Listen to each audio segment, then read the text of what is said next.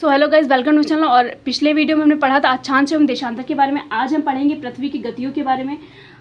तो ये यूपीएससी की प्रिपरेशन चल रही है। ये सेकंड वीडियो है ज्योग्राफी को रिलेटेड लेकर। हम ज्योग्राफी का इसमें पूरा का पूरा कोर्स कवर करने वाले हैं और यूपीएससी के जितने भी सब्जेक्ट मेरे पास हैं मैं उन सबको भी कवर करने वाली हूँ साथ में। तो चैनल बहुत ज़्यादा इंपॉर्टेंट है, आप सब्सक्राइब करके रखते हैं क्योंकि आपको कहीं भी जल्दी नोट से पढ़ाया नहीं जा रहा है। सारे के सारे वीडियो ऐसे मिल जाएंगे आपको, यहाँ पे नोट से मिल सकते हैं। आप स्क्रीनशॉट ले सकते हो या फिर, और वीडियो क्वालिटी अच्छी नहीं भी आ रही तो आप इसको वीडियो को हाई क्वालिटी में देखो, एकदम क्लियर दिखाई देगा क्या क्या लिखा है। तो आज हम पढ़ते हैं पृथ्वी की गतियों के बारे में। सबसे पहला आता है घूर्णन। हमने छोटी क्लासेस में पढ़ रखा हो घूर्णन क्या होता है। पृथ्वी का अपने ही अक्ष पे, जैसे ये पृथ्वी है वो अपने ही अक्ष पे ऐसे रोटेट, जैसे ये तो ऐसे ऐसे रोटेट होती थी, इसे कहते हैं घूर्णन। पृथ्वी का अपने अक्ष पर घूमना क्या कहलाता है? घूर्णन कहलाता है। परिक्रमण, पृथ्वी का सूर्य के चारों ओर घूमना परिक्रमण कहलाता है। जैसे ये पृथ्वी है और ये पृथ्वी है, ये सूर्य, तो पृथ्वी ना सूर्य के चारों ओर चक्कर लगा रही, तो ये हमारा क्या कहलाता है? घूर्णन कहलाता है। ये परिक्रमण कहलाता है, ये घूर्णन कहलाता है। तो घूर्णन की क्या मतलब, घूर्णन जो है ना वो दैनिक गति है। घूर्णन मतलब डेली होता है, ठीक है। और एग्जैक्ट टाइम की बात करें घूर्णन में तो 23 आवर 23 आवर्स 56 मिनट और 4 सेकेंड लग जाते हैं। मतलब 23 आवर्स का टाइम लग जाता है, 46 मिनट और 4 सेकेंड लग जाते हैं एग्जैक्टली। और अगर हम बात करें यहीं पे परिक्रमण के बारे में, तो परिक्रमण में 365 दिन और 1/4 दिन वार्षिक गति होती है। ये पूरे साल में एक बार होती है और 365 दिन 6 घंटे 9 मिनट लगते हैं एग्जैक्टली टाइम है। अगर ये कितनी पर किलोमीटर की स्पीड से घूमती है, अगर इसकी बात करें तो 1,07,000 किलोमीटर की आवर स्पीड से ये घूमती है। और एक चीज़ हम आपको बताना चाहते हैं, 24 आवर्स में कितना घूमती है? 360 डिग्री घूमती है। तो 1 आवर में कितना घूमेगी? तो 360 डिग्री अपॉन में 24 आवर करेंगे तो 1 आवर में कितना रोटेट हो जाती है? वो 15 डिग्री रोटेट होती है। अब हम कहते हैं 16 मिनट में। अब 1 आवर में कितना होता है? 15 डिग्री रोटेट होती है। अब 1 आवर में कितने मिनट्स होते हैं? 16 मिनट होते हैं। तो अब देखिए कि 16 मिनट में वो कितना रोटेट होती है, तो 16 मिनट इक्वल तो 15 डिग्री रोटेट हो रही है। तो 1 डिग्री का निकालने के लिए क्या करेंगे? 16 अपॉन 15 करेंगे तो 4 मिनट में वो कितना रोटेट हो रही है? 1 डिग्री रोटेट हो रही है। अब हम पृथ्वी के बारे में कुछ आगे पढ़ लेते हैं, देखते हैं। पृथ्वी का अक्ष काल्पनिक रेखा है जो इसकी कक्षीय सतह से 66 डिग्री 60 डिग्री कोण बनाती है। ये मैंने पिछले वीडियो में बता रखा है, जिसने पिछली वीडियो नहीं देखी वो देख लो। जैसे कि अब ये हमारी पृथ्वी है, यहाँ पे एक डायग्राम छोटा सा है, देखते हैं। ये हमारी पृथ्वी है, ठीक है। ये ऐसे इस एंगल पे झुकी हुई, तो ये हमारा जो झुकाव है वो 66.5 डिग्री का है, ठीक है। वही कोण बनाती है। वह समतल जो कक्षी के द्वारा बनाया जाता है उसे कक्षीय समतल कहते हैं या ऑर्बिनेट कहते हैं। पृथ्वी सूर्य से प्रकाश प्राप्त करती है। पृथ्वी का आकार लगभग गोल के समान है, इसलिए एक समय में सिर्फ इसके आधे भाग पर ही सूर्य की रोशनी पड़ती है। अब जैसे कि ये पृथ्वी है, ये सूर्य है, ये सूर्य बड़ा होता है, तो जो पृथ्वी जब इतना भाग है तो यहाँ पे ही पृथ्वी के आधे भाग में ही इसकी रोशनी पड़ती है, आधे भाग में नहीं पड़ती है। सूर्य के सामने वाले भाग में दिन होता है, जबकि दूसरे भाग में जो सूर्य से दूर होता है वहाँ रात होती है। मैंने एक डायग्राम बनाया अच्छे समझने के लिए। ये हमारा सूर्य है, ये इसकी रेस जा रही है, तो समझ लो ये पृथ्वी ऐसे गोल गोल है, तो यहाँ पे वाले जितना इतना भाग जो सूर्य के सामने आ रहा है यहाँ तो दिन है, बाकी जिसका पीछे वाला भाग है वहाँ रात है। ग्लोब पर वह वृत्त जो दिन तथा रात को विभाजित करता है उसे प्रदीप्त वृत्त कहते हैं। क्या कहते हैं? प्रदीप्त वृत्त कहते हैं। यह वृत्त अक्ष के साथ नहीं मिलता। देखो यह वृत्त जो है वो अक्ष के साथ नहीं मिलता है।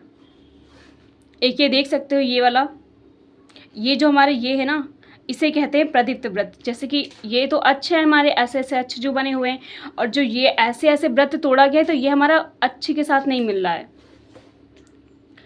पृथ्वी को अपने एक अक्ष पर सूर्य के चारों ओर चक्कर लगाने के लिए 24 घंटे का समय लगता है।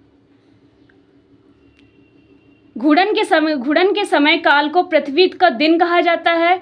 यह पृथ्वी की दैनिक गति है। जो घूर्णन का समय होता है उसे दिन कहा जाता है, पृथ्वी की दैनिक गति है। अगर पृथ्वी घूर्णन ना करे तो क्या होगा? यहाँ पे ना होगा। अगर पृथ्वी घूर्णन ना करे तो क्या होगा? तो सूर्य के तरफ वाले पृथ्वी के भाग में हमेशा दिन होगा, दूसरी तरफ एक भाग जो गर्मी में लगातार पड़ा रहेगा। जैसे कि अगर पृथ्वी घूर्णन ना करे तो क्या होगा? अब जैसे ये है पृथ्वी और ये है सूर्य। तो ये अगर पृथ्वी घूर्णन ही नहीं करेगी तो एक साइड तो ये पूरा का पूरा अंधेरा रहेगा, नाइट तो यहाँ होगी, यहाँ पे पूरा दिन रहेगा, और साथ में यहाँ पे गर्मी बहुत ज़्यादा होगी क्योंकि परमानेंट सूर्य की रोशनी पड़ रही है, तो क्या होगा, गर्मी बहुत ज़्यादा होगी। दूसरा भाग हमेशा ठंडा और अंधेरा रहेगा, पूरे समय ठंडी पड़ेगी। इस तरह की अवस्था में जीवन संभव नहीं हो पाएगा। अगर पृथ्वी घूर्णन ना करे तो क्या होगा, तो ये पूरे एग्जैक्टली पॉइंट है। नेक्स्ट देखते हैं, पृथ्वी की दूसरी गति जो सूर्य के चारों ओर कक्ष में होती है उसे परिक्रमण कहा जाता है। पृथ्वी एक वर्ष या 365 दिन 1/4 दिन में सूर्य का एक चक्कर लगाती है। हम लोग एक वर्ष 365 दिन को मानते हैं तथा सुविधा के लिए 6 घंटे इसमें नहीं जोड़ते हैं। मतलब 365 दिन को एक वर्ष मान लेते हैं, जो 6 घंटे होते हैं वो हम उनको ऐड नहीं करते हैं। 4 वर्ष बचे हुए 6-6 घंटे मिलकर एक दिन बनाते हैं। जो 4 वर्ष जो 6-6 घंटे के हो जाते हैं वो मिलकर एक दिन बना लेते, पूरा बन जाता है। तो जो फरवरी हमारी 28 दिन की होती है वो 29 दिन की हो जाती है, जिसे हम लीप वर्ष कहते हैं। इसके अतिरिक्त एक दिन को फरवरी के महीने में जोड़ा जाता है। इस प्रकार चौथे वर्ष की फरवरी 28 के बदले 29 वर्ष की हो जाती है। ऐसा वर्ष जिसमें 366 दिन होते हैं उसे लीप वर्ष कहा जाता है। पृथ्वी दीर्घ वृत्ताकार वृत्त पर सूर्य के चारों ओर चक्कर लगाती है। पूरे कक्ष को एक ही दिशा में झुकी हुई होती है, पूरे कक्ष में वो एक ही दिशा में होती है। जैसे कि ये डायग्राम मैंने बना रखा है, तो ये है ये हमारा सूर्य है और ये हमारी पृथ्वी है जो सूर्य के चक्कर लगा रही है, और ये हमारी है विषुवत रेखा। ठीक है, अब जैसे यहाँ पर जो सूर्य है तो यहाँ पे ये जो सूर्य की जो रोशनी है इस विषुवत रेखा के परपेंडिकुलर आ रही है, तो इस साइड क्या होगा, गर्मी होगी, और इस साइड क्या होगा, ठंडी होगी। अब ये रोटेट होते होते यहाँ जाती है, तो ये जो सूर्य की किरण, ये जो विषुवत रेखा है इसके ऊपर पड़ती है कर्क रेखा। तो जब ये सूर्य की रोशनी होती है कर्क रेखा के परपेंडिकुलर हो जाती है। जब कर्क रेखा के परपेंडिकुलर हो जाती है तो यहाँ पे होती गर्मी होती है, और इस वाले पार्ट में होगी ठंडी, क्योंकि यहाँ सूर्य की रोशनी नहीं आ रही। और ये जो घटना होती है वो कब होती है, 21 जून और 22 जून के बीच में होती है। अब हम इसे दूसरी तरीके से समझते हैं। अब इधर देखो, और यही दूसरी घटना हम देखते हैं, यहाँ पे समझते हैं। ये हमारी सूर्य की जो रेखा, जो सूर्य की रोशनी वो परपेंडिकुलर पड़ रही है विषुवत रेखा के। अब अगर ये विषुवत रेखा है, विषुवत रेखा मैंने पहले वाले वीडियो में बता रखा क्या होता है। जो पृथ्वी को बीच वाले भाग अक्षांश की रेखा होती है, जो सबसे बड़ी रेखा होती है, जो पृथ्वी को दो बराबर भागों में बांटती है। अब जब इसके परपेंडिकुलर आएगी तो यहाँ पे तो बसंत ऋतु चल रही है, बट ये देखो यहाँ पे तो शरद ऋतु, बट यहाँ पे जो है ना गर्मी हो जाएगी। अब इधर आते हैं, अब रोटेट होते होते पृथ्वी हमारी यहाँ पे आ जाएगी, तो यहाँ पे ये है विषुवत रेखा और ये हमारी मकर रेखा है। तो जब पृथ्वी की रोशनी मकर रेखा परपेंडिकुलर होगी तो मकर रेखा के नीचे वाले साइड में जो होगा ग्रीष्मकाल हो जाएगा, ऊपर चलेगा शीतकाल।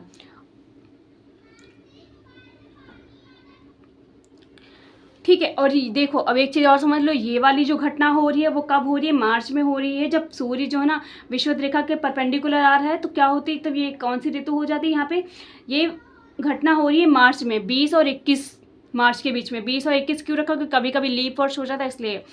और जब हमारी कर्क रेखा में परपेंडिकुलर हो रही थी तब ये घटना किस टाइम की हो रही थी, 21 जून की होती है, 21 और 22 जून के बीच में होती है। तभी कभी कहते हैं कि एक दिन ऐसा होता है जो बराबर का होता है, जहाँ बराबर की गर्मी होती है और बराबर की रात होती है, मतलब बराबर का दिन होता है बराबर की रात होती थी, इसी वजह से होता है। तो 21 मार्च एवं 23 सितंबर को सूर्य की किरण विषुवत रेखा पर सीधी पड़ती है। कब, 21 मार्च और एवं 23 सितंबर को सूर्य की किरण जो है ना विषुवत रेखा पर सीधी पड़ती है। ये जून का है, यहाँ पर होगा हमारा 23 सितंबर। ठीक है, और वह 21 व 22 दिसंबर को दक्षिण ध्रुव से सूर्य की ओर झुका होने के कारण मकर रेखा पर सूर्य की किरण सीधी पड़ती है। और यहाँ जो ये होती है ये होगी 21 और 22 दिसंबर। ये घटना कब होगी, 21 और 22 दिसंबर के बीच में। फिर से पढ़ लेते हैं। 21 मार्च एवं 23 सितंबर को सूर्य की किरण विषुवत रेखा पर सीधी पड़ती हैं। देखो ये होगी हमारी 20 से 21 मार्च को, और ये होगी हमारी सितंबर में, ये होगी हमारी सितंबर में घटना। ठीक है। दूसरी पढ़ते हैं, 21 से 22 दिसंबर को दक्षिणी ध्रुव से सूर्य की रोशनी झुकी होती है, जिसके कारण मकर रेखा पे सूर्य की किरण सीधी पड़ती है। जब मकर रेखा पे सूर्य की किरण सीधी पड़ती है वो समय चलता है 21 और 22 दिसंबर का। और 21 जून को उत्तरी गोलार्ध में सूर्य की तरफ झुका होता है, सूर्य की किरण कर्क रेखा पर सीधी पड़ती हैं। इसके परिणाम स्वरूप इन क्षेत्रों में ऊष्मा अधिक प्राप्त होती है, मतलब गर्मी ज़्यादा होती होगी। इस प्रकार स्पष्ट है कि पृथ्वी घूर्णन एवं परिक्रमण करते समय दिन एवं रात ऋतुओं का में परिवर्तन होता है। ये है हमारा सूर्य। यहाँ पे मैंने दिखा रखा कि वर्टिकल वे मतलब एक 90 डिग्री का जो एंगल बना रही है, और यहाँ पे मैंने बता रखा किस किस एंगल पे ये जाती हैं। तो ये पहले पर विषुवत रेखा, फिर ये हमारी कर्क रेखा, फिर ये हमारी मकर रेखा, फिर कर्क रेखा, और उसके बाद हमारी और रेखा पे ये जाती है।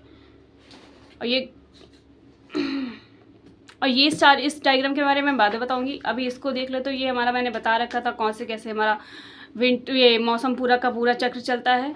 सूर्य ये रहा, ये हमारा जो सूर्य है डिग्री पे झुका हुआ है, और ये हमारा एंगल। तो यहाँ पे गर्मी, यहाँ पे जो सूर्य की रोशनी पड़ रही है, यहाँ पे ये वाला एरिया ठंडी का एरिया हो जाएगा, यहाँ गर्मी वाला एरिया हो जाएगा, फिर यहाँ पे रोशनी जाएगी, फिर यहाँ पे जाएगी, यहाँ पे जाएगी। तो ये मैंने एक डायग्राम से एक्सप्लेन करने की कोशिश की थी, ठीक है। बट ये अभी क्लियर नहीं, इसको मैं बाद में बताऊंगी क्योंकि अभी बाद में आएगा, अभी इसको पार्ट में ऐड नहीं किया। और इसके बारे में भी मैं बाद में वीडियो बनाऊंगी क्योंकि ये भी अभी हमारे पार्ट में नहीं है, इसका आगे सिलेबस है। बट मैंने इसको अपनी समझ के लिए इंपॉर्टेंट करने के लिए नोट किया था कि मुझे समझ में आ चुकी, तो इन दो टॉपिक के बारे में हम बाद में बात करेंगे, ठीक है। और अभी आई होप आपको ये जो टॉपिक मैंने आपको बताया वो समझ में आएगा। वीडियो समझ में आई हो तो लाइक कर देना, शेयर कर देना, सब्सक्राइब कर देना। मिलते हैं नेक्स्ट वीडियो में। जय हिंद, जय भारत। और आगे की हमारी यूपीएससी की वीडियो की आती रहेंगी, तो वीडियो को लाइक करके चैनल को सब्सक्राइब ज़रूर कर लेना, ओके।